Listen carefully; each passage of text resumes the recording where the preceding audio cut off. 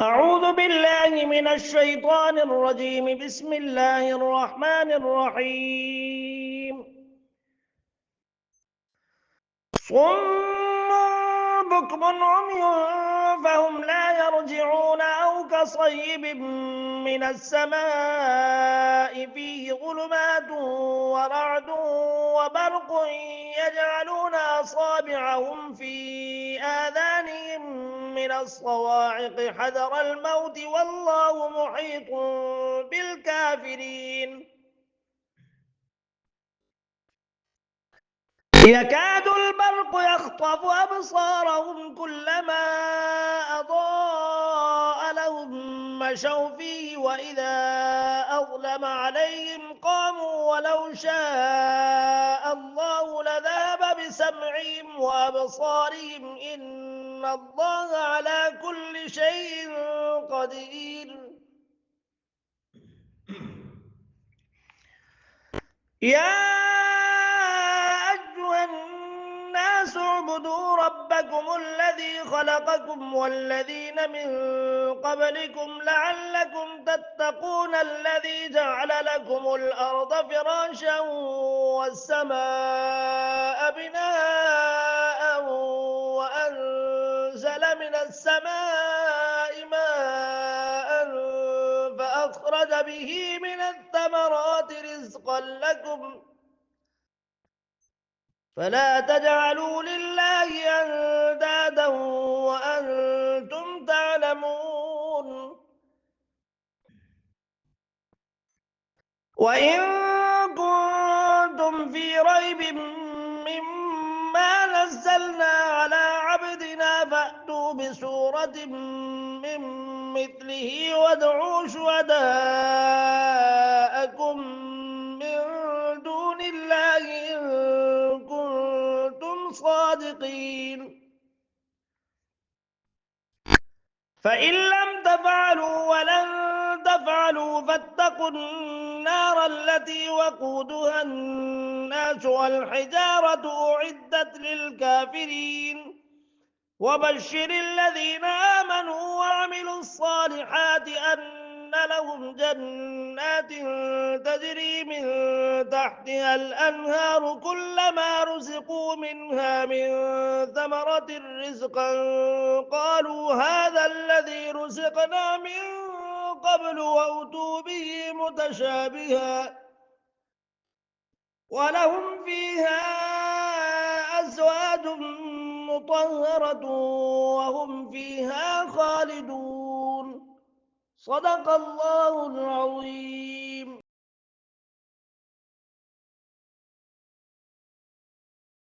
They are deaf, they are dumb, they are blind. They will never return to the right way. They have become deaf to hear, dumb to utter, and blind to perceive the truth. Or they are like those who encounter a violent rainstorm from the sky, accompanied by pitch-dark clouds, thunderclaps, and flashes of lightning. On hearing thunderclaps, they thrust their fingers into their ears in fear of death. Allah encompasses these deniers of the truth. 1818. By thrusting their fingers into their ears, they temporarily deceive themselves into believing that they can escape the catastrophic end that awaits them. However, they cannot escape that end, since God, with all his might, encompasses them. It is as if the lightning would snatch their sight. Whenever it gleams a while for them, they walk a little, and when darkness covers them, they halt. 19. If Allah so willed, he could indeed take away their hearing and their sight. 20. Surely Allah is all-powerful. The first parable refers to those hypocrites who disbelieved completely but had become Muslims merely to further their worldly interests. The second parable refers to those who were prone to doubt and hesitation, or whose faith was weak, who believed in the truth, but not to the extent of exposing themselves to hardships for its sake. The violent rainstorm here alludes to Islam, which came to the world as a blessing. Pitch-dark clouds, thunder, and lightning refer to trials, tribulations, and difficulties which confronted the Islamic movement owing to the violent opposition and resistance of those committed to ignorance. The last part of the parable portrays the state of mind of the hypocrites. They move a little ahead when circumstances seem favorable, But when either difficulties cloud the horizon, or when they are given directives which run counter to their desires or inherited prejudices, they are seized with alarm and come to a halt. Just as God has completely deprived the first category of hypocrites of their light of perception, He could have rendered these other hypocrites totally blind and deaf. But it is not God's way to deprive anyone of sight and hearing, while He is willing to see and hear. Hence, God allowed them to retain their sight and hearing to the extent they were prepared to see and hear the truth. O mankind, serve your Lord who has created you as well as those before you. Do so that you are saved. Even though the message of the Qur'an is addressed to all, benefiting from it depends on one's willingness and on God's succor in relation to that willingness. This is why the Qur'an first explained which kind of people can, which kind of people cannot benefit from the Qur'an. As this has been explained in the foregoing verses, the quintessence of the message to which the Qur'an invites all mankind is now put forth, so that you are saved from false beliefs and unrighteous conduct in this life, and from the punishment of God in the next. It is He who has made the earth a resting place for you, and the sky a canopy, and sent down water from above, wherewith He brought forth fruits for your sustenance. Do not then set up rivals 23 to Allah when you know the truth. That is, when man recognizes that all those things were done by none but God, then worship, devotion, and service must be exclusively for Him. For who besides the Creator can legitimately claim these things from man? Not to set up others as rivals to Allah means not to make anyone other than God the object of worship, service, and obedience that one owes to God alone. Later on we shall see in some detail how the Quran itself specifies the forms of worship and service which we owe exclusively to God, and wherein associating anyone else amounts to shirk, associating others with God in His divinity. This the Quran seeks to eradicate.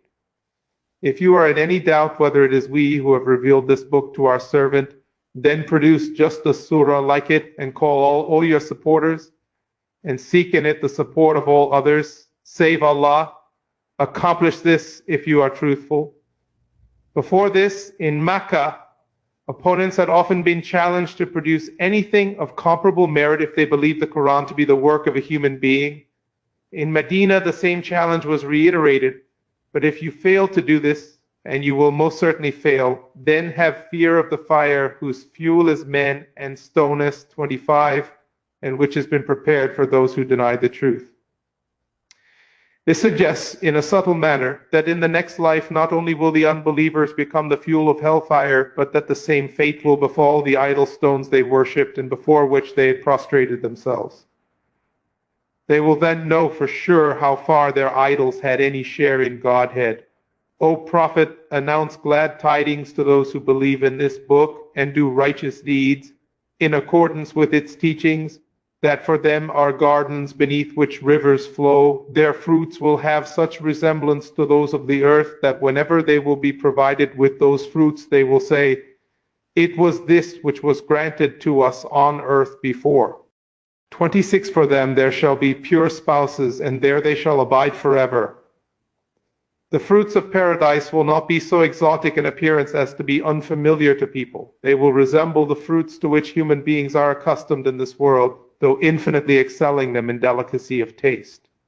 In appearance they may resemble, say, mangoes, pomegranates, and oranges, and the people of paradise will be able to identify them as such. In taste, however, there will be no comparison between the terrestrial and heavenly fruits. The Quranic text has the Arabic word azwaj, which means spouses or couples, and embraces both husband and wife. The husband is the zawj of his wife and vice versa. In the next world, however, this relationship of spouses will be qualified by purity. If a man has been virtuous in this world while his wife has not, their relationship in the next world will be sundered, and the man will receive another spouse who will be pure and virtuous. On the other hand, if a virtuous woman has had an evil husband, she will be tied in companionship with a virtuous man. Where husband and wife have both been virtuous, their relationship will become everlasting.